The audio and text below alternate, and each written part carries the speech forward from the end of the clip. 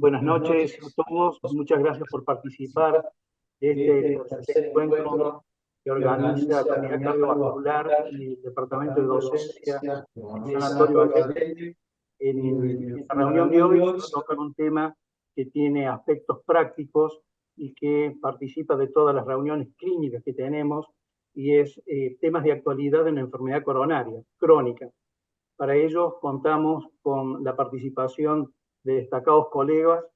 En primer lugar, como disertante, el doctor Juan José Badimon, que desde Nueva York se ha contactado con nosotros, se ha conectado.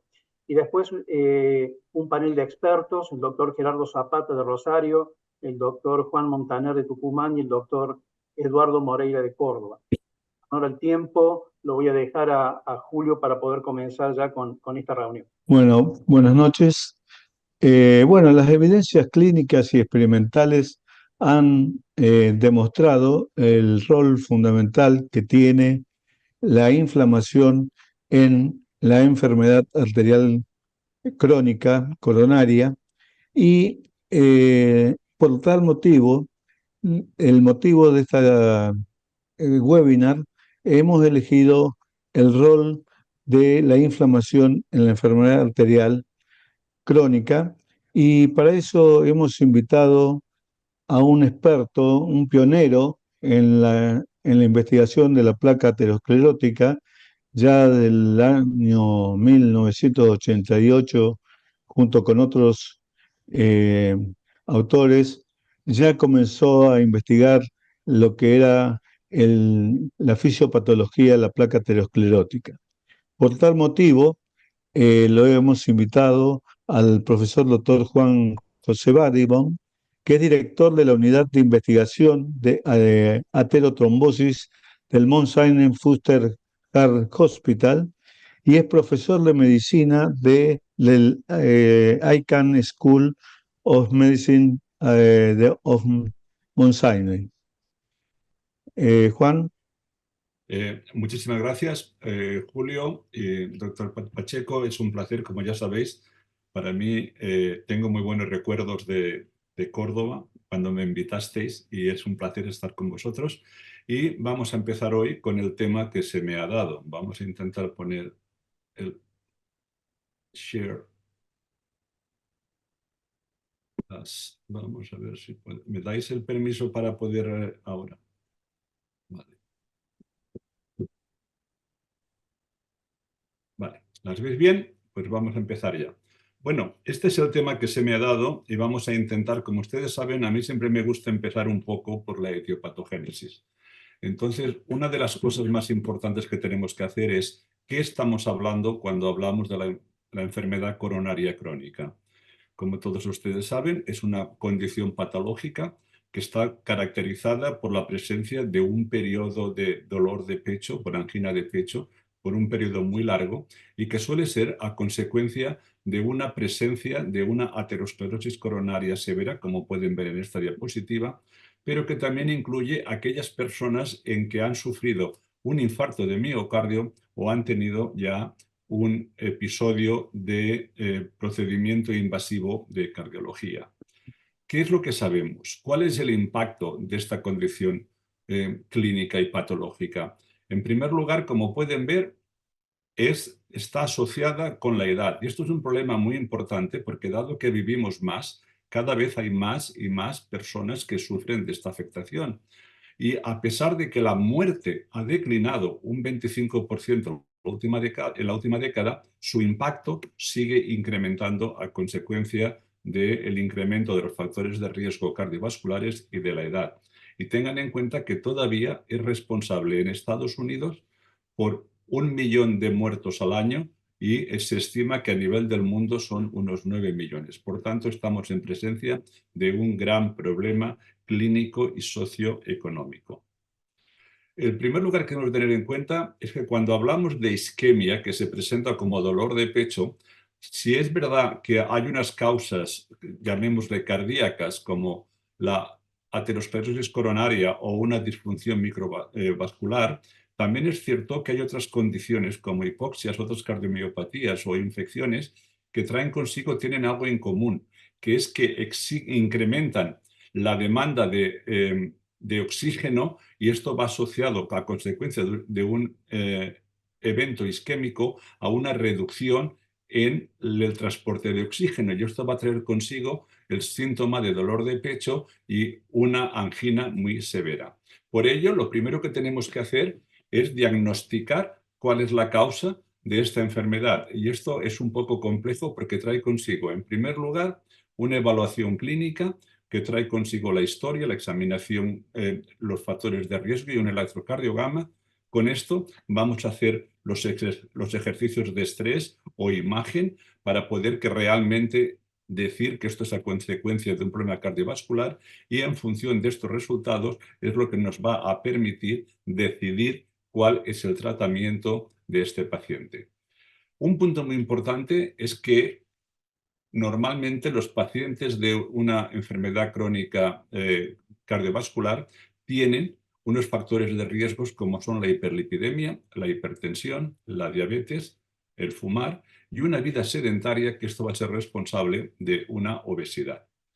Y el tratamiento es bien sencillo. Hemos de controlar todos los factores de riesgo, y si con esto no lo conseguimos, quizás hemos de implementar una revascularización coronaria a través de las técnicas invasivas que nos van a dar una mejoría inmediata del paciente.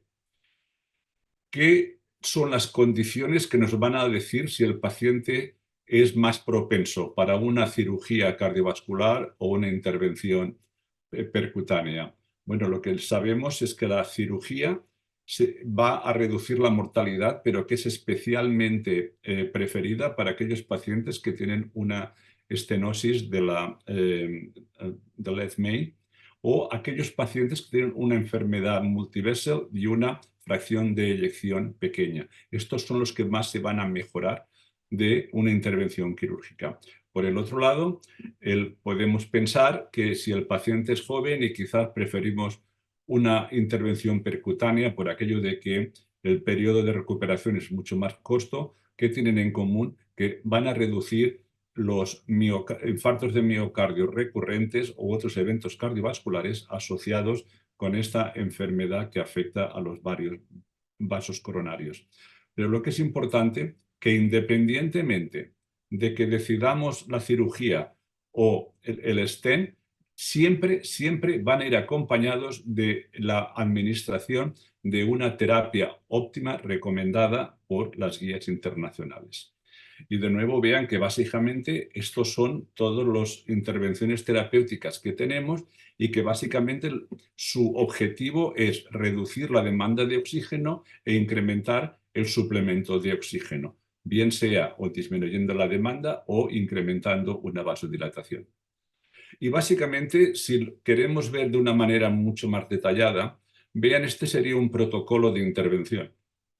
Para obtener una mejoría de los síntomas inmediatos, lo que tenemos que hacer es tenemos que administrar nitratos, que tienen un efecto vasodilatador inmediato. Pero recuerden que estamos hablando que estas personas tienen un alto riesgo de aterosclerosis, y entonces les tendríamos que dar también antiplaquetarios.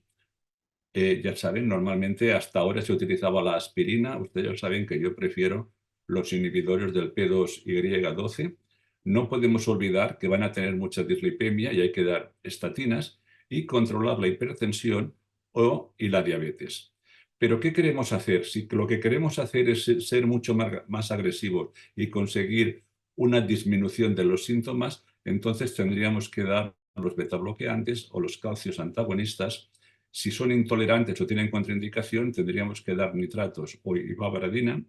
Y si este síntoma no está controlado, quizás tendríamos que compaginar la administración de beta-bloques y antagonistas de calcio.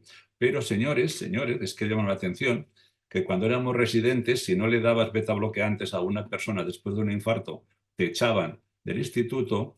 Ahora parece que hemos de tener un poquitín de cuidadito, porque el reciente estudio REDUCE-AMI, y digo estudio porque realmente no era un estudio clínico, sino era más bien un estudio de observación, se vio que en aquellos pacientes que tenían una fracción de eyección de más del 50% y que habían sido sometidos a un stenting, no el uso de beta bloqueantes no tenía ningún beneficio.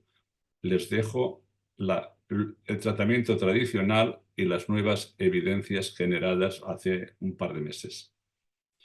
Pero, ¿qué podemos hacer para prevenir la progresión de la enfermedad? En primer lugar, hay unas intervenciones de conducta. Hemos de convencer al paciente para que tenga una dieta más saludable, que haga más ejercicio, que intente reducir el peso corporal y, en caso de que fume, que deje de fumar. Pero también hemos de tener en cuenta las intervenciones coayudantes, que, como he dicho, básicamente es controlar los factores de riesgo. Estatinas y también otros agentes hipolipidémicos, porque recuerden que si el paciente es diabético, seguramente va a tener unos niveles de triglicéridos elevados y también tenemos que hacer algo. Hemos comentado el problema de las beta blocker, sí, pero no en todos los pacientes. Controlar la hipertensión y, un punto importante, hoy en día cuando hablamos con los diabéticos tenemos que enfocarnos primordialmente en los inhibidores del SGLT2 o los agonistas del GLP-1. Y no olvidemos que también la causa de esta sintomatología suele ser la formación de un trombo mural. Por tanto, hemos de empezar a dar antitrombóticos y antiinflamatorios. ¿Por qué digo esto? Porque este es un estudio también relativamente reciente del estudio PESA, como ustedes saben, que tiene lugar en Madrid con personas de bajo riesgo cardiovascular. Y fíjense ustedes que las técnicas de imagen no invasiva nos dicen que incluso en aquellas personas jóvenes con unas LDL de 60-70, vean que ya empiezan a tener placas ateroscleróticas en más de un territorio. Lo cual nos quiere decir, señores, que desafortunadamente, dado que parece que la condición sine qua non asociada con una vida larga de los seres humanos va asociado con aterosclerosis, hemos de ser muy agresivos con las medidas preventivas y las hemos de iniciar muy tempranas. No esperar a que el paciente venga con dolor de pecho para entonces iniciar el tratamiento. Por ello, este es el algoritmo que tenemos para prevenir la progresión de la enfermedad a nivel lipídico en pacientes de prevención secundaria. Lo primero que tenemos que hacer es iniciar la terapia con estatina, intentar darles las dosis necesarias para conseguir unas LDL de menos de 55 miligramos. Si en caso de que no las consigamos, lo que tendríamos que hacer, añadir ezetimibe, y nos pueden pasar dos cosas: que consigamos los objetivos o que no los consigamos. Si no conseguimos este objetivo, nos hemos de cuestionar mantener la estatina con el ezetimibe y añadirle un inhibidor del PCSK9. Si no les gustan los anticuerpos monoclonales, ahora tenemos otras posibilidades, que podría ser utilizar el ácido bempedoico o el inclisiran, que, como ustedes saben, es un silenciador del RNA de la proteína PCSK9 y es igual de efectivo que los anticuerpos, pero que nada más hay que dar una inyección cada 6 meses. Esto es fácil y tenemos las herramientas, pero ¿qué ocurre en la vida real? Vean ustedes que si cogemos las guías recomendadas por el ACC o el American Heart, solamente 1 de 4 participantes en prevención secundaria consiguen estos objetivos. Y si aplicamos las guidelines de la Sociedad Europea de Cardiología, que son un poco más agresivas, que te recomiendan tener menos de 55 miligramos, vean ustedes que solamente 1 de cada 10 participantes consigue estos objetivos. Por tanto, si tenemos estas herramientas, señores, no esperen y vamos a utilizarlas. También hemos hablado de la presión arterial. Básicamente, el objetivo que queremos es una presión sistólica de menos de 130 y una diastólica de menos de 80. Quizás en las personas ancianas no hemos de ser tan agresivos y hasta unas de 135 o 140 serían suficientes. ¿Y cómo lo hemos de conseguir? Señores, como ustedes quieran, porque lo importante, vean que es más importante el controlar los niveles elevados de presión arterial más que el agente utilizado para conseguirlos. Pueden hacerlo con AC, ARBs, de una manera, la otra como ustedes quieran, pero hemos de controlar los niveles elevados de presión arterial. Cuando llegamos a los diabéticos con pacientes cardiólogos, vean ustedes que es verdad que las drogas más recientes son las glitazonas, las gliptinas, las glutides y las gliflocinas, pero en el paciente cardiovascular yo le recomendaría que nos fijamos primordialmente en las glutidas y las gliflocinas. Y por esto es lo que a veces me gusta llamar que hoy en día tenemos una nueva especialidad, que es la cardiodiabetología.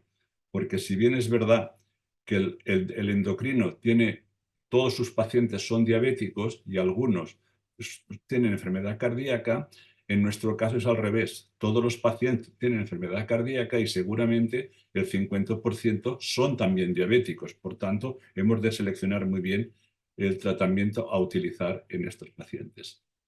Hemos hablado de la trombosis. ¿Por qué? Porque la patología nos ha demostrado que en aquellos pacientes que tienen un evento clínico agudo, vean que la patología nos ha demostrado que en un 70 o un 80% la causa es la ruptura de una placa con la formación de un trombo anclado en la zona de ruptura. ¿Y qué ocurre en el otro 20-30%? Pues vean que esta persona tiene una sangre hipertrombótica y una disfunción endotelial, y vean que a pesar de no haber una ruptura de placa, existe una erosión y vean cómo se forma un trombo mural que va a comprometer el flujo de sangre a través de esta lesión y el paciente va a experimentar dolor de pecho. Y básicamente esta es una de las hipótesis que postulamos en el artículo que ha mencionado el profesor Bono con Ambros, Valentín, en que decíamos, si aquí existe una de estas placas vulnerables que se rompe, el factor tisular del contenido de esta placa va a desencadenar la formación de un trombo agudo.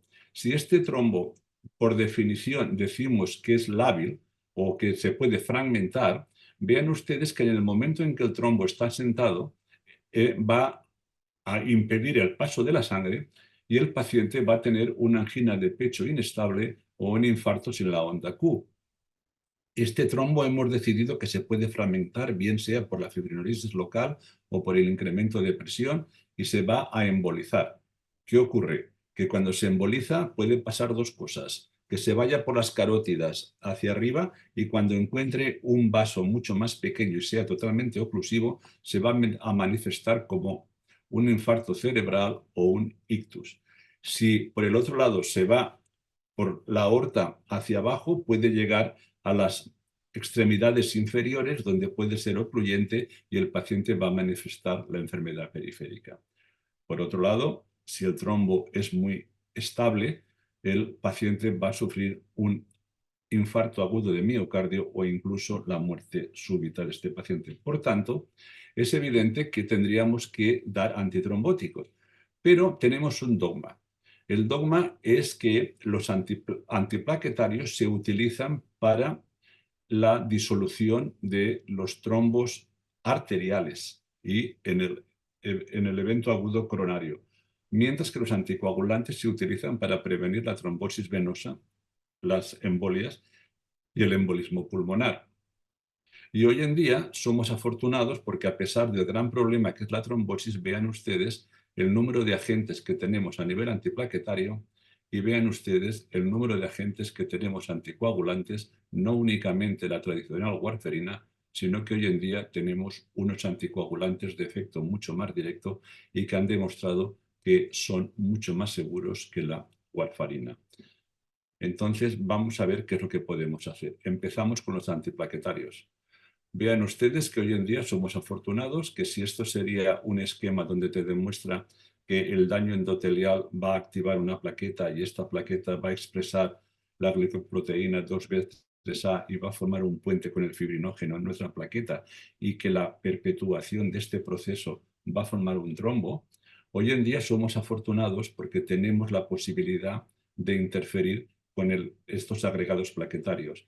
El más tradicional es la aspirina, que ustedes saben que inhibe el enzima ciclooxigenasa y va asociado con una reducción de la liberación de tromboxano, pero quizás los más utilizados hoy en día son los inhibidores del receptor P2Y12, que son el clopidogrel, que sería la primera generación, y que posteriormente tenemos unos más potentes, que son el prasugrel y el ticagrelor.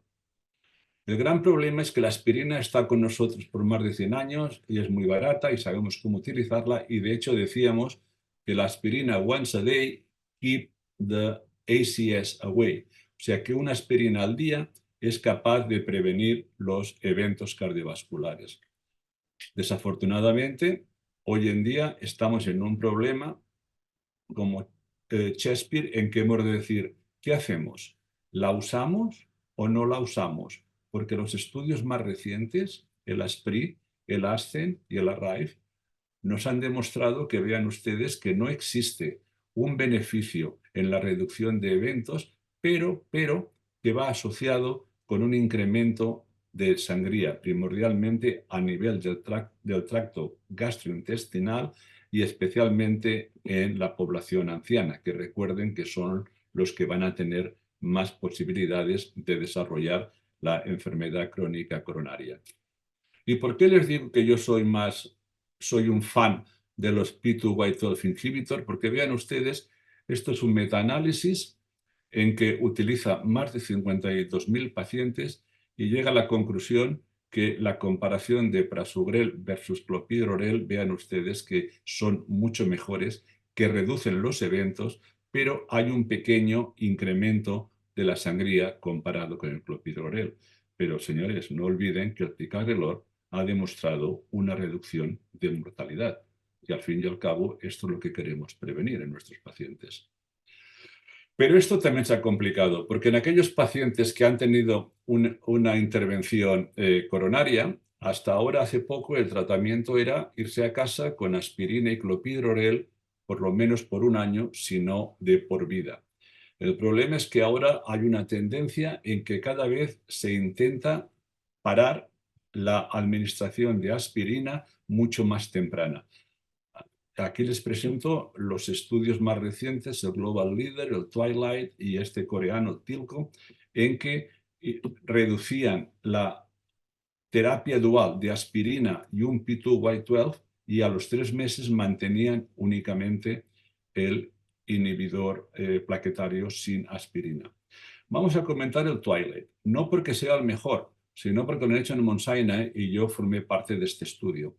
Este estudio eran pacientes que una vez habían tenido un infarto y se les ponía un stent, por 3 meses recibían ticagrelor y aspirina y a los 3 meses se randomizaban en un tratamiento que era mantener la terapia dual, ticagrelor más aspirina, o el ticagrelor monoterapia. Obviamente, como era un double blind, llevaba el placebo, pero únicamente ticagrelor.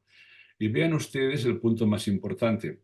Es que, si bien es verdad que no hubo reducción en los eventos entre los dos tratamientos, pero vean ustedes que cuando miramos la sangría, había una reducción altamente significativa en el grupo que había recibido ticagrelor como monoterapia. Y esto es muy importante, porque a veces una de las causas por las cuales el paciente deja de tomar la terapia antitrombótica es por el sangra. Y a veces el sangrado simplemente es cuando se suena y sale un poco de sangre.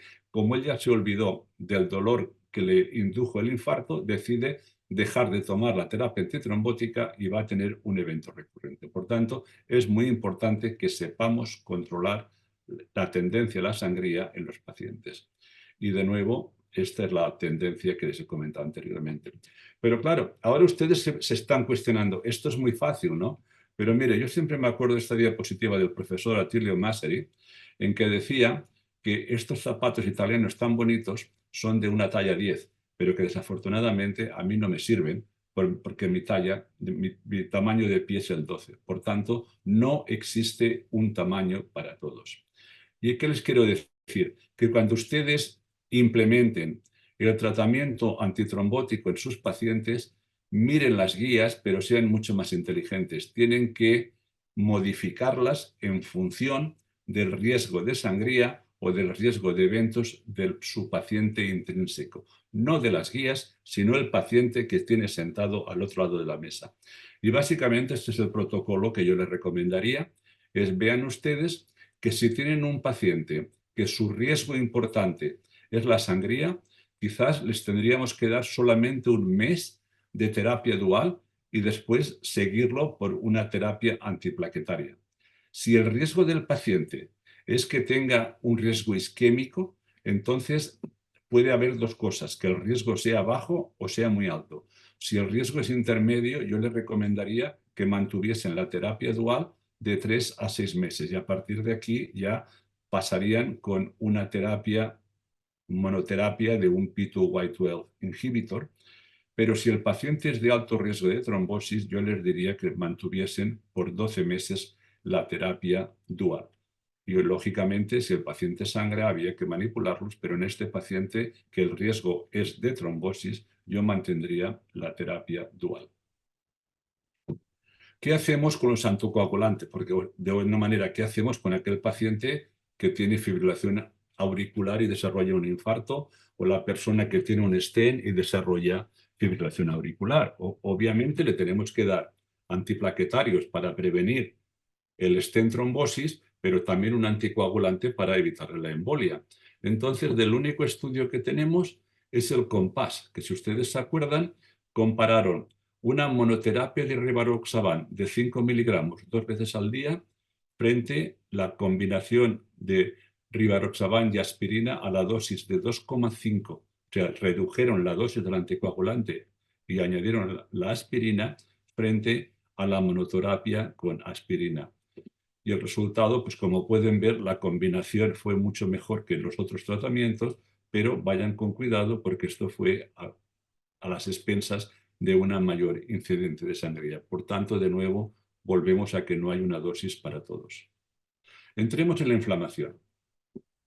Vamos a saltar. La inflamación, ¿por qué hablamos ahora tanto de la inflamación? Pues no es nueva. De nuevo, vean ustedes que en el año 94 ya se publicó en el New England que había el valor prognóstico de la C-reactive proteína, pero que en este caso no era la que medimos hoy en día, sino que era la tradicional. También sabemos que el profesor Russell Ross, en su famoso review Atherosclerosis and Inflammatory Disease en el New England en el 1999, ya nos explicaba que el daño endotelial favorecía la penetración de los macrófagos y esta respuesta inflamatoria llamaba a más macrófagos y esto sería la consecuencia de la formación de la placa. También sabemos de siempre que hay ciertas condiciones patológicas caracterizadas por un estatus hiperinflamatorio, tales como la periodontitis, la neumonía, los problemas intestinales, las úlceras de los diabéticos, las infecciones del trasmo urinario, la artritis reumatoide, el lupus eritematosus, el SIDA o incluso más recientemente el COVID, en que estos pacientes van asociados con una aceleración en la progresión de los fenómenos ateroscleróticos. Y básicamente me dijeron que hablase de la inflamación y aquí pueden ver en esta simple diapositiva todos los factores celulares y efectores responsables del problema de la inflamación y aterosclerosis. Quizás, para que no seamos tan complejos, pueden ver ustedes que a nivel celular hemos de pensar en los neutrófilos, en los macrófagos, tanto los M1 como los M2, en los linfocitos, las células de la serie T, las TH1, TH2 y las Treg, las células betas e incluso no podemos olvidar los biomarcadores como las LDL, las CRP, las citoquinas, las interleuquinas, el TNF, el interferón y otro tipo de quimoquinas. Pero de nuevo, ¿qué evidencias tenemos? De hace mucho tiempo ya hemos sabido que los niveles de fibrinógenos elevados eran un factor de riesgo para la enfermedad cardiovascular. El estudio Jupiter nos dijo que los niveles elevados de CRP tenían un valor prognóstico y la posibilidad de reducirlos con las estatinas iba asociado con reducción de eventos. Y también hemos visto una serie de evidencias con interleuquinas, con las NETs. ¿Y cómo podemos poner esto en conjunto con la etiopatología? Pues vean ustedes, la manera en que nuestro organismo se defiende frente a los ataques externos es con dos tipos de defensa, que es la inmunidad innata o la inmunidad adquirida. La inmunidad innata es de respuesta inmediata, pero solo reconoce unos cientos de antígenos y no requiere de educación previa. Y este es nuestro sistema, el monocito macrófago y los polimorfonucleares, que son las células más representativas. Y si acuerdan, los monocitos tenemos los que son proinflamatorios y los que son antiinflamatorios, los M1 y los M2, pero que los podemos diferenciar en el laboratorio por técnicas de flow cytometry. Los proinflamatorios son positivos para la CD14 y negativos para la CD16, mientras que los antiinflamatorios, que son mucho más escasos, son negativos para el CD14 y positivos para el CD16. Y vean ustedes la importancia de los macrófagos en la enfermedad cardiovascular. Son liberados por la médula ósea o por el spleen, por el bazo. Y vean ustedes que tienen papel importante a nivel del infarto, son los responsables de la necrosis, a nivel de la obesidad, también tienen un papel muy importante en las la cicatrización de las embolias, pero nos vamos a fijar primordialmente a nivel de la aterosclerosis. He dicho anteriormente que cuando existe un daño endotelial, el monocito penetra y empieza a fagocitar el colesterol depositado en el espacio subendotelial. Este monocito se va a convertir en la célula grasa porque fagotiza este colesterol, pero este colesterol oxidado es tóxico y va a ser responsable de la muerte de este macrófago, liberando todo este colesterol citosólico al espacio exterior, que va a atraer muchos más monocitos, y esto va a ser el responsable de que haya la progresión de esta placa por un acúmulo de macrófagos y de células espumosas en el espacio subendotelial.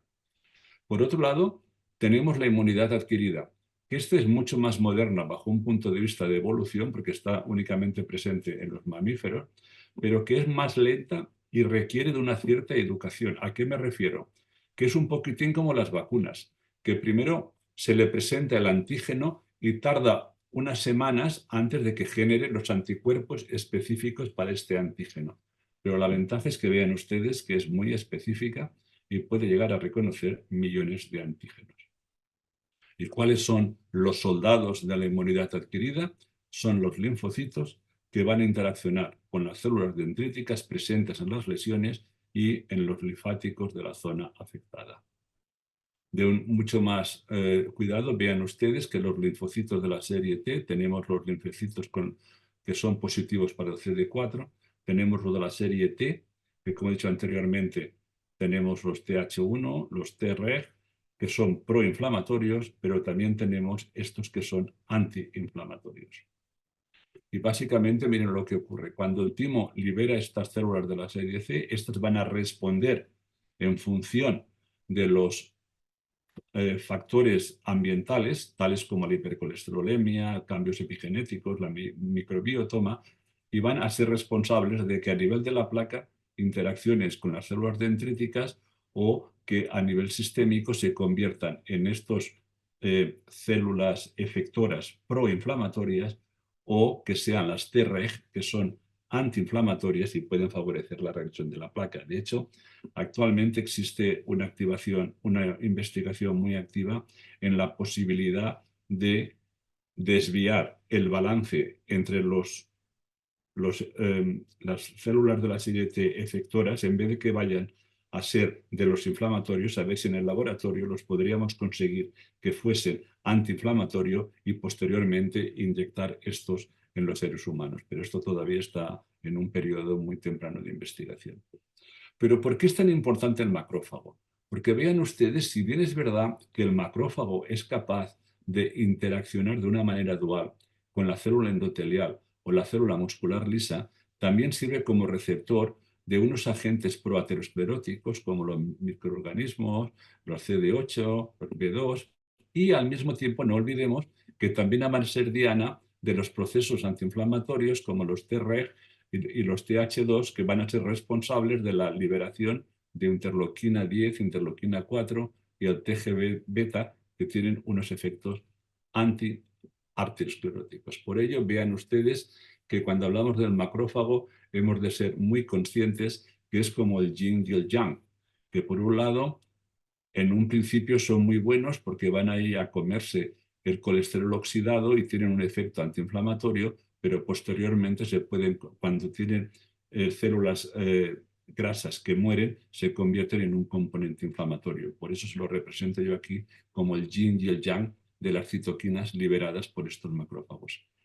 Pero bien, es evidente que la inflamación juega un papel importante, pero ¿cómo desarrolla este papel en la progresión de las manifestaciones clínicas de la enfermedad cardiovascular? Pues vean ustedes, la inflamación, como he dicho anteriormente, produce disfunción endotelial, favorece el reclutamiento de macrófagos. Estos van a ser responsables de la degradación del colágeno, que mantiene las fibras arteriales unidas y va a incrementar la vulnerabilidad de la placa. Por otro lado, la inflamación es la responsable de la expresión de factor tisular en las lesiones grasas y de la liberación de los NETs. Y esto va a traer consigo que cuando se rompa esta placa que tiene una vulnerabilidad incrementada, se va a enfrentar a un incremento de la trombogenicidad y va a formar un trombo mucho más grande o mucho más estable, y esto va a ir asociado con la severidad del riesgo de sufrir un evento cardiovascular. Muy bien, esto es la hipótesis. ¿Qué evidencias tenemos de que esto es verdad? De que existe una interacción entre la inflamación y la enfermedad cardiovascular. Pues vean, en los estudios clínicos que hemos visto, tanto el PROVET, el IMPROVET o en el Virgo, vean ustedes que en aquellos pacientes que tienen tanto unos niveles de CRP de más de 2 miligramos y unas LDL de menos de 70, son los que menos beneficio tienen en esos estudios. En cambio, vean ustedes que aquellos que tienen una CRP de más de 2 y la LDL de más de 70, vean que son los que más existen en los estudios clínicos. De otra manera de verlo, vean ustedes en la presencia de una terapia hipolipemiante tan poderosa como es los inhibidores del PCSK9, estos resultados son del estudio Fourier, y vean ustedes que incluso en los pacientes que consiguieron unas LDL de menos de 20, vean ustedes que si tenía unos niveles elevados de CRP, se incrementaba su riesgo cardiovascular. Y esto era independiente de los niveles de LDL. Vean ustedes que el incremento en el riesgo cardiovascular estaba presente en todos los niveles de LDL. Pero yo les quiero llamar la atención. Todos ustedes han visto este tipo de metaanálisis, pero recuerden que la mayoría de los estudios han demostrado una asociación entre estos biomarcadores inflamatorios, pero no causalidad del evento cardiovascular. Entonces, ¿qué evidencias tenemos de que las intervenciones terapéuticas dirigidas a la inflamación son efectivas? La primera que tenemos, vean ustedes aquí en el PROVET y en el IMPROVET, vean ustedes que en azul es aquellos pacientes que no consiguieron controlar ni las LDL ni la CRP. En rojo fue aquellos pacientes que consiguieron unos niveles de LDL de menos de 70 y unos niveles de CRP de menos de 2 miligramos por litro. Vean ustedes que los que consiguieron este objetivo dual eran los que tenían una menor incidencia de eventos cardiovasculares, tanto en el PROVET como en el IMPROVET. Mucho más reciente, esto es del 2023, vean ustedes que esto es como una especie de pseudo-metoanálisis porque juntaron los pacientes cardíacos del estudio Prominent, del Reduce y del Strength, y vean ustedes que cuando nos fijábamos en los pacientes, si los dividíamos en función de los niveles de CRP entre los que tenían menos de 2 y los que tenían más de 2 miligramos, en función de si tenían menos de 70 o más de 70 miligramos de LDL, vean ustedes que la CRP era la que marcaba la pauta. Pero es que esto era mucho más importante porque vean especialmente cuando mirábamos la muerte por cualquier causa, vean que el cuartil que tenía unos mayores más elevados de la CRP de alta sensibilidad era el que nos daba el mayor valor predictor. Entonces, ¿qué podemos hacer? ¿Cómo podemos inhibir la inflamación sistémica? Pues vean ustedes, normalmente, si ustedes recuerdan cuando estudiamos farmacología, vean que tenemos unos agonistas o los inductores, que estos a través de la inmunidad innata o de la inmunidad adaptiva, como hemos comentado, van a liberar unos mediadores y estos van a ser, cuando entran en contacto con los efectores, van a ser responsables de sus efectos proinflamatorios y proateroscleróticos. Entonces, una de las posibilidades que podemos hacer es intentemos disminuir los agonistas y uno de ellos, por ejemplo, sería el colesterol, ¿no? Que esto es lo que conseguimos en el estudio Júpiter. Si ustedes se acuerdan, eran pacientes que tenían unos niveles de CRP elevados, incluso en presencia de estatinas, y fueron randomizados a tomar rosuvastatina o el placebo.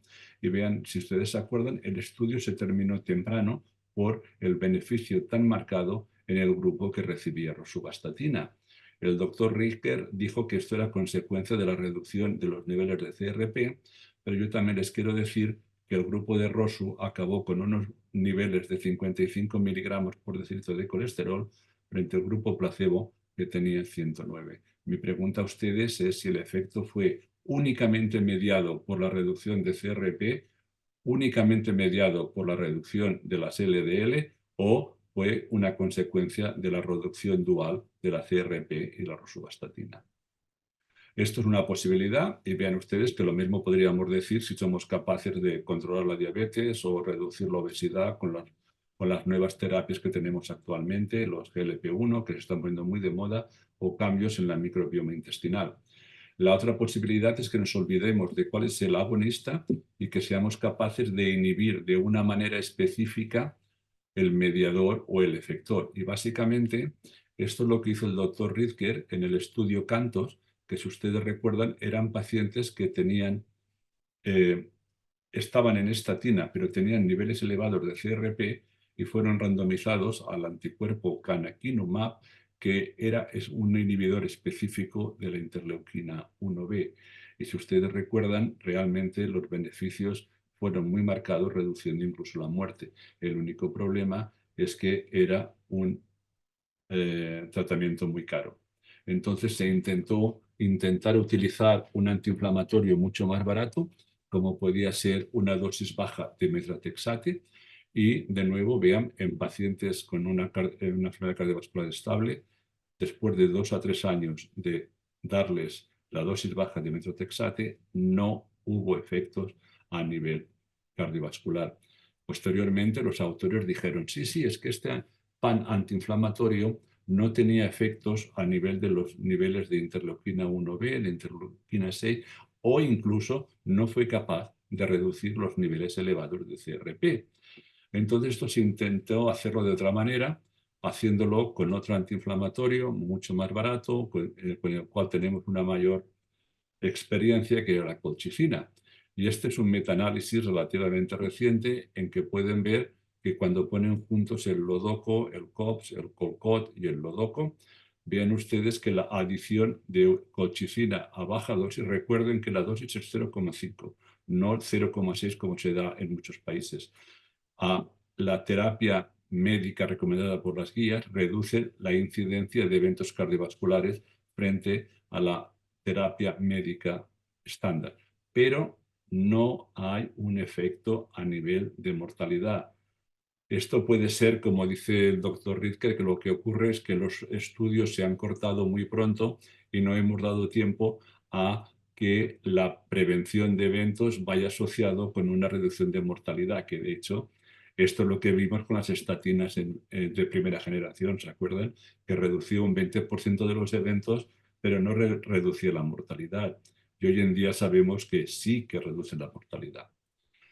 Pero un problema es que el paciente este que les he intentado definir al principio, que tiene una enfermedad coronaria crónica, suele ser dislipémico, hipertenso, diabéticos y va a tomar un gran número de medicinas. De hecho, se estima que estos pacientes toman una media de 5 o 8 medicinas. Entonces, hemos de tener cuidado porque la colchicina interacciona con muchas drogas. Tengan en cuenta, aquí les pongo que tiene unas interacciones muy marcadas con antifúngicos, vean, e incluso con algunas estatinas, y que tenemos que tener un poquitín de cuidado en la selección del paciente adecuado para darle estas drogas, y especialmente a nivel renal es bastante importante que quizás tendríamos que reducir la dosis de colchicina en los pacientes con disfunción renal.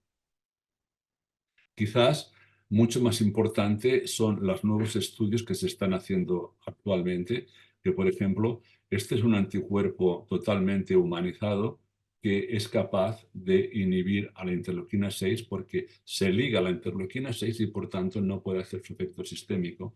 Y vean ustedes que presentó una dosis respuesta frente a las novelas de CRP, pero mucho más importante cuando hablamos de un paciente de riesgo aterosclerótico es que también hubo una reducción de los biomarcadores de inflamación y trombóticos. Pero recuerden, esto es un estudio que únicamente demostró el efecto a nivel de biomarcadores y actualmente hay un estudio randomizado de fase 3 en marcha. Hemos de ser pacientes y esperar a estos resultados. Y básicamente este es el resumen de la metodología que tenemos actualmente a nivel de intervenciones antiinflamatorias. La colchicina, que vean ustedes, que trabaja a este nivel y al inhibir la activación del inflamosoma NLRP3 es capaz de reducir la liberación de interleuquina 8, interleuquina 18, 1B y la interleuquina 16, y posteriormente tenemos unos estudios que ya muy avanzados con unos inhibidores específicos de las distintas personas. Yo creo que si tuviese que apostar, apostaría por el tocilizumab porque es un inhibidor específico de la interleuquina 6 y lo que va a ser es que se ha visto que esto va asociado con una resistencia a la lesión por isquemia y reperfusión y al disminuir la inflamación crónica también es capaz de los pacientes con heart failure de inhibir el remodelado adverso del ventrículo izquierdo.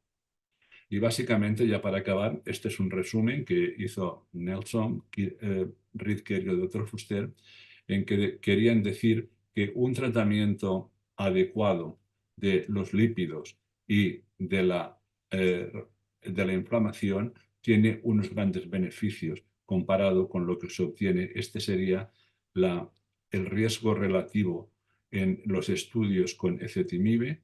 Este es el Fourier y el Odyssey con los inhibidores de la proteína del PCSK9 frente a la reducción tan marcada que se obtuvo en el Colcod y en el Lodoco con la colchicina. Y ya, para ser más novedoso, lo que hablamos más recientemente, que puede ser un problema inflamatorio muy importante, es lo que se llaman los CHIPs. Los CHIPs son células hematopoyéticas de un potencial indeterminado que primordialmente están asociados a una deficiencia del gen TET2 y que cuando se liberan y se proliferan son capaces de activar el inflamosoma favoreciendo la liberación de los NETs e incrementando la inflamación. Y vean ustedes que esto pueden ver como en la médula ósea se libera una célula, esta está mutada y esta población clonada es capaz de proliferar como si fuera una especie de cáncer y se ha visto que estos niveles elevados van asociados con un incremento de riesgo de aterosclerosis, con aórtica estenosis y insuficiencia cardíaca. Y vean ustedes que en este micoanálisis, si nos fijamos, el CHIP tiene casi un valor prognóstico casi similar al de la diabetes. Por tanto, estén atentos a ver toda la literatura que está saliendo más recientemente con estos chips, porque contra la presencia de estos chips va asociado con la vejez y va asociado con la presencia de riesgos cardiovasculares. Por tanto, ya para acabar, les voy a dejar con una pregunta que nos lo dijo el pensador. ¿Tenemos suficiente conocimiento sobre qué ruta metabólica de inflamación tenemos que inhibir? ¿Cuántos de ustedes están de acuerdo que la inhibición dual de los lípidos y de la inflamación va a ser la nueva estrategia terapéutica para reducir el impacto socioeconómico de la enfermedad cardiovascular? Lo que sí les puedo decir es que vean ustedes, no nos podemos olvidar nunca que la aterosclerosis no es inflamación solo, sino que es un efecto multifactorial y que he cambiado lo que antes llamábamos edad e inflamación por un nuevo concepto que se llama infla-aging, porque, como he dicho anteriormente, la asociación entre la edad y la inflamación. Y ustedes ya conocen a mi amigo el mago, que siempre me ha dicho que es mucho más barato y más efectivo prevenir que curar. Hemos de ser proactivos y que recuerden que hemos de tratar siempre al paciente, no a la enfermedad. Y por ello, de nuevo, el mensaje más importante es que para prevenir la enfermedad cardiovascular, tanto crónica como los eventos agudos, hemos de utilizar una dieta saludable, la dieta mediterránea. Tenemos que hacer ejercicio, pero no hace falta que hagamos una maratón. Hay ejercicio para todos, que no únicamente nos vamos a ver mucho más guapos, sino, señores, que vamos a conseguir lo que queremos. Que lo que queremos es poner vida a los años, no años a la vida, porque hoy en día, cuando usted selecciona un tratamiento, tiene que hablar con el paciente y verá usted que los pacientes ancianos prefieren calidad de vida más que número de años de vida. Y con ello, señores, será un placer intentar responder a sus preguntas. Muchísimas gracias por su atención. Continuamos.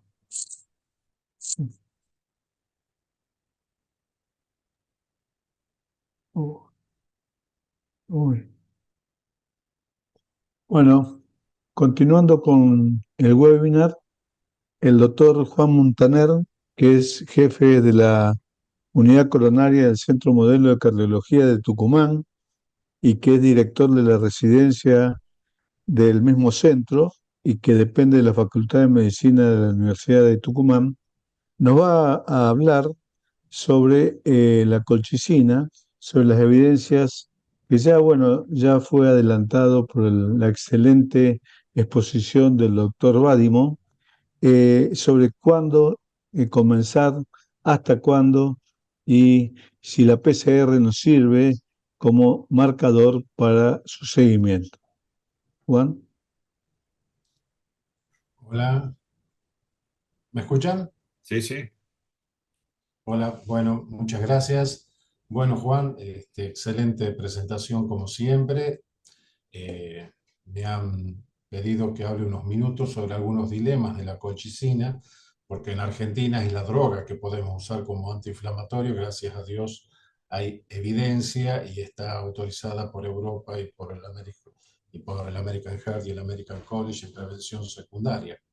No quiero dejar de recordar que uno de los primeros estudios que se publicó en Circulation en 2002, de la mano del doctor Raúl Allman con meloxicam en 120 pacientes, generó la hipótesis de que los antiinflamatorios podían disminuir eventos, y los eventos que disminuyeron fueron exactamente los mismos que demostró Colcott y Lodoco, que es reinternación con intervención en pacientes con síndromes coronarios agudos.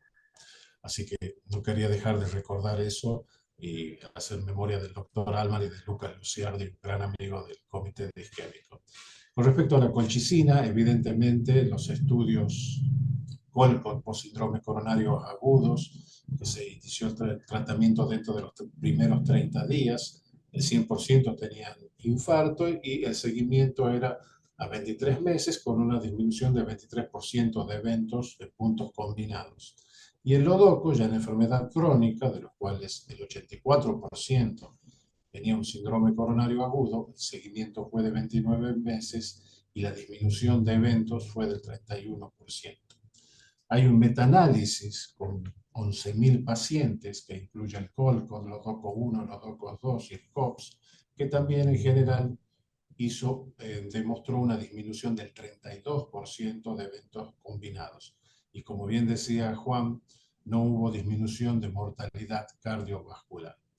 Hay dos puntos, todos ya conocen estos estudios, ver del tiempo del tratamiento, desde cuándo es beneficioso y hasta cuándo es beneficioso usar colchicina, y después si los marcadores de inflamación en estos estudios demostraran o podrían demostrar un mejor ejemplo o un mejor manejo en la elección y seguimiento de estos pacientes. La próxima, a ver. Con respecto al tiempo, habíamos dicho que el 23% dentro de los primeros 30 días demostró beneficios. Pero cuando la droga se iniciaba dentro de los 3 primeros días, se observó una disminución de puntos combinados del 48%, de punto final primario, y de punto final secundario del 45%. Y esto un poco tiene que ver con la modalidad de acción de la colchicina. La colchicina a las 48 horas ya tiene máxima concentración dentro de los polimorfonucleares, inhibiendo la formación de las tubulinas, que son las que promueven el movimiento de los polimorfonucleares hacia la zona de la placa para una futura ruptura de la misma. De hecho, esta disminución aguda del evento o de la concentración de marcadores también se muestra como una disminución en el seguimiento de proteína C reactiva en estudios de investigación y de interleucina 6. Por lo tanto, un primer punto en estos pacientes es que el inicio temprano podría ser beneficioso post síndrome coronario agudo. Y lo mismo demostró el estudio LODOCO, que cuando más temprano podíamos iniciar el tratamiento en pacientes ya crónicos, el beneficio era importante. Pero acá había algo interesante. Dijimos que el 84% eran síndromes coronarios agudos. Cuando se analiza qué tiempo de inclusión tenía este síndrome coronario agudo, se lo divide entre 6 meses y 24 meses, 2 y 7 años y más de 7 años de un evento previo. Y en todos estos pacientes estables con un evento previo, demostró el beneficio del uso de la colchicina en disminución de eventos, sobre todo de eventos por internación y nueva intervención percutánea o de revascularización en este tipo de pacientes. Por lo tanto, el inicio temprano puede ser importante y el evento que lo marca como evento agudo previo es independientemente del tiempo. Siempre va a haber un beneficio en enfermedad coronaria crónica con un evento previo en el uso de un antiinflamatorio, que es lo que tenemos en Argentina, que es colchicina. Con respecto al biomarcadores, el estudio Cantos demostró definitivamente que la disminución de la PCR se asociaba a disminución de eventos con la droga que se usó en el estudio Cantos. En los estudios con colchicina no se usó PCR como marcador, sino que se le dio a todos los pacientes que tuvieron un evento o que tenían enfermedad coronaria demostrada.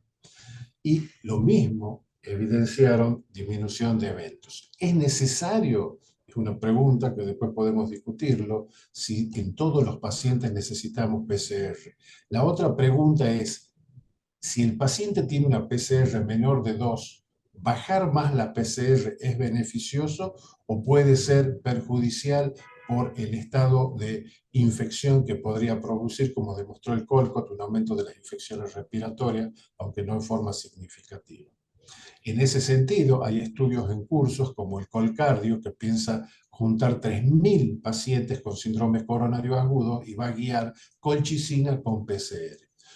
Y como demostró recientemente en una de las últimas diapositivas Juan, una de las propuestas del grupo de Nelson y de Ritker es que en los pacientes que tienen un LDL menor de 70 con PCR menor de 2, seguir con el tratamiento con hipolipemiantes, que también tiene su acción antiinflamatoria.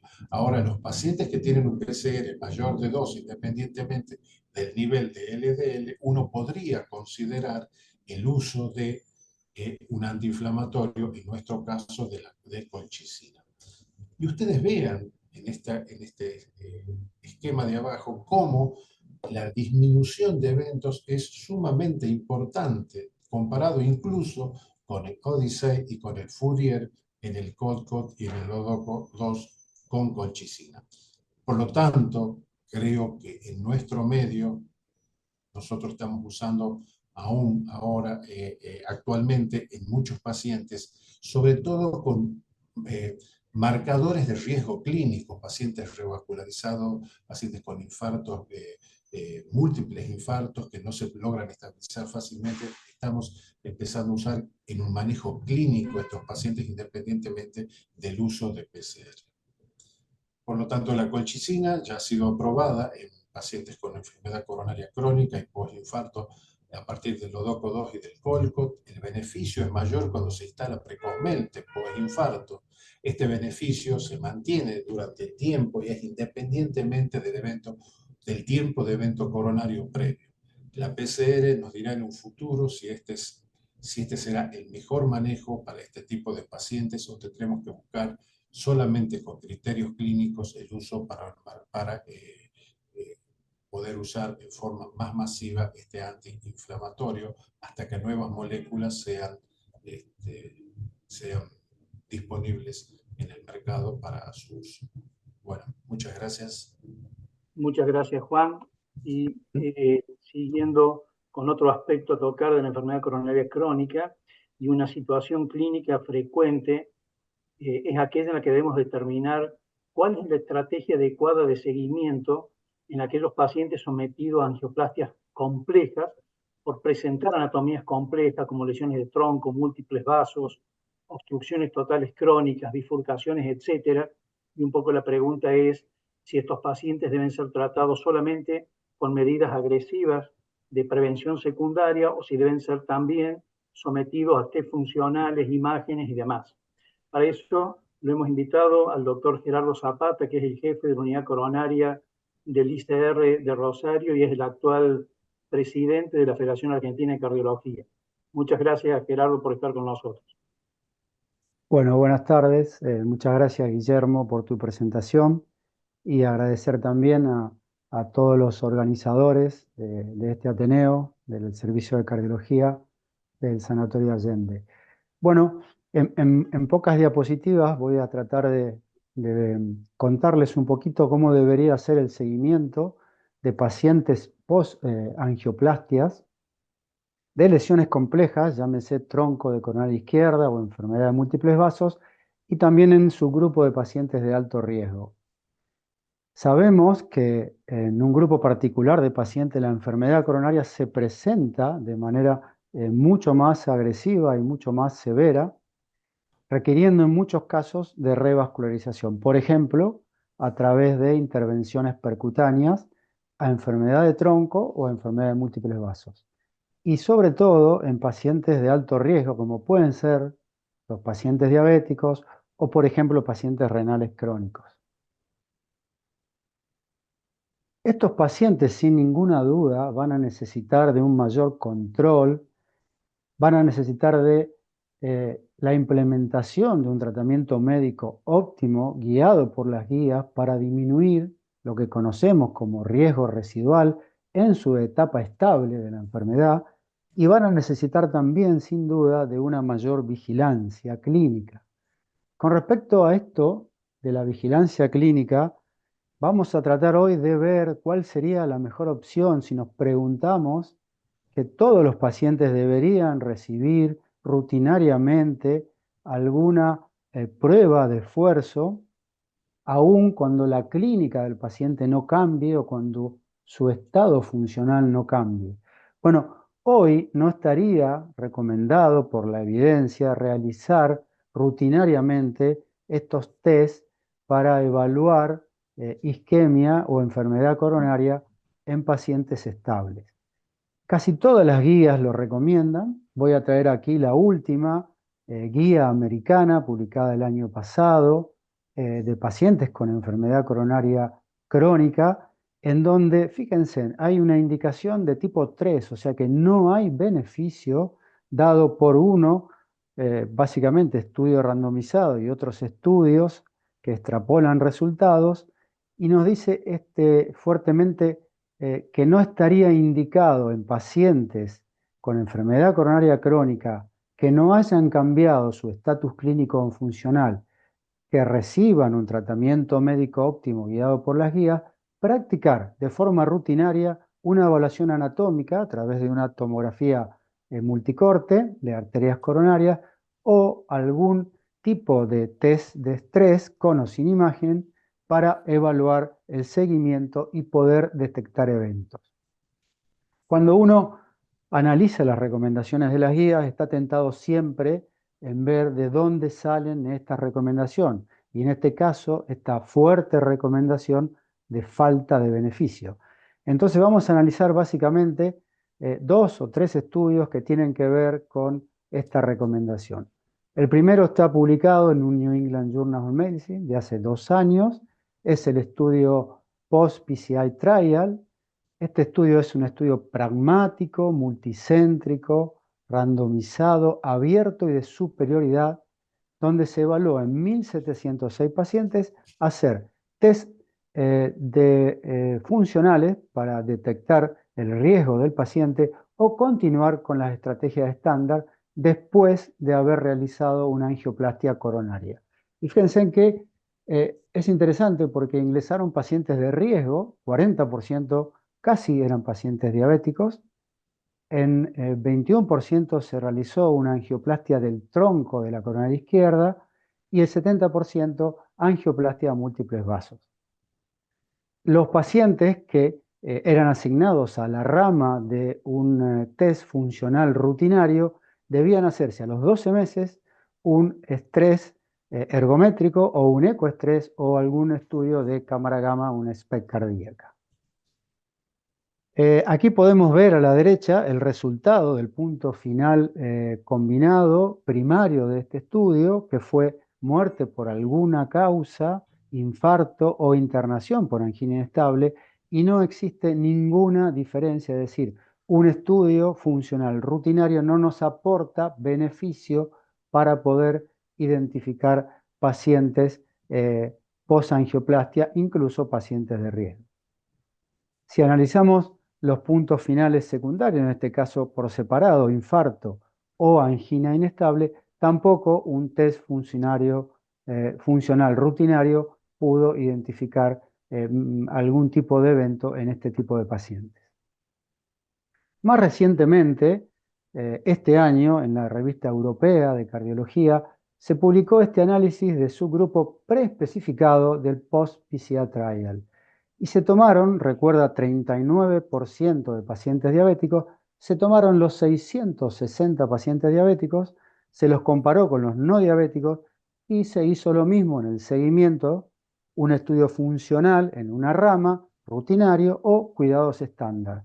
Se analizaron los eventos a 2 años y aquí a la derecha podemos ver claramente 2 cosas. Lo primero, interesante, que el paciente diabético tiene mucho más eventos en el seguimiento que el paciente no diabético. 2.5, casi un mayor riesgo absoluto de eventos, pero lo interesante también que un estudio rutinario, aún en pacientes diabéticos, no pudo ayudarnos a diferenciar cuáles de ellos iban a tener mayor riesgo. Otra publicación reciente aquí a la izquierda, el 5 de marzo en un JACC de este año, fue también un análisis preespecificado del PCI Trial, el Post-PCI Trial, tomando exclusivamente los pacientes con angioplastia al tronco de la coronaria izquierda o la angioplastia de múltiples vasos. Y tampoco se observó diferencia entre los cuidados estándares o el uso rutinario de algún test para evaluar isquemia. Y ya para finalizar, la recomendación de la guía americana cita también al estudio isquemia y al subestudio en pacientes renales crónicos de isquemia.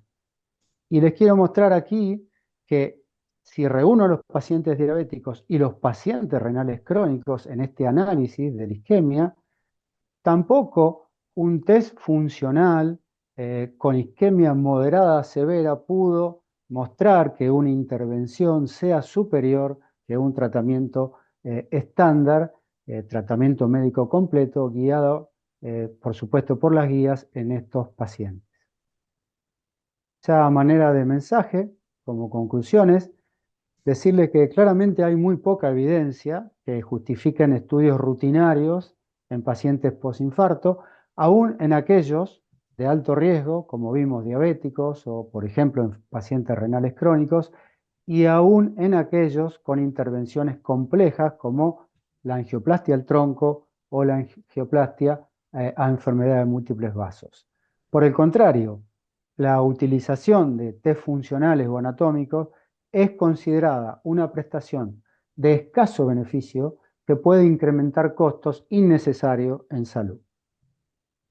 Y ya creo como el principal mensaje, sí, una correcta educación médica para implementar un tratamiento médico óptimo y también una comunicación activa con el paciente para aumentar la adherencia al tratamiento son las medidas recomendadas de uso rutinario, aquí sí, de uso rutinario, para el control de pacientes post-angioplastia. Bueno, muchas gracias. Muchas gracias, Gerardo. Muy buena tu presentación. Acá tengo una pregunta que me han enviado para el doctor Badimon. Me piden que le pregunte qué rol le da a la autofagia como contrabalanceador del inflamosoma y cómo podemos actuar sobre la misma. Glifosina, cloranfenicol, etc. Bueno, el papel de la autofagia es súper importante, como he presentado anteriormente, ¿no? El problema es que yo no creo que tengamos ninguna posibilidad segura y que haya demostrado evidencias en estudios clínicos de que la podamos utilizar. Hay muchas observaciones, pero que no tenemos un control importante. Yo creo que hemos de tener un poco de paciencia y esperar a ver qué es lo que ocurre con los estudios que están en marcha. Porque, como he dicho anteriormente, es muy importante que antes de iniciar un tratamiento realmente esté apoyado por unas evidencias clínicas importantes, como ha dicho el doctor Zapata. O sea, creo que es súper importante que nos hemos de fundamentar en la evidence-based medicine. Y yo creo que es un papel muy importante a nivel de etiopatogenia, pero no creo que sepamos cómo interferir con ella. I don't know si alguno de los otros moderadores quiere decir algo sobre este tema. Bueno, muchas gracias, doctor. Ahora un poco para redondear todo, el doctor Julio Bono va a mandar o va a presentar un mensaje final para llevar a casa.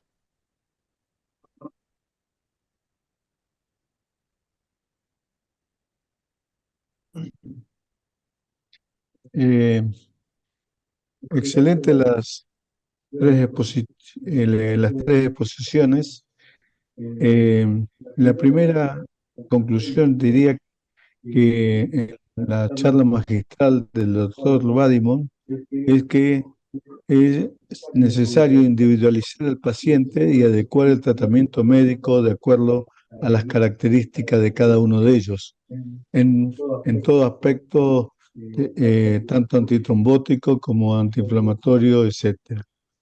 Segundo, que la inflamación tiene un rol fundamental en la fisiopatología y de la placa aterosclerótica.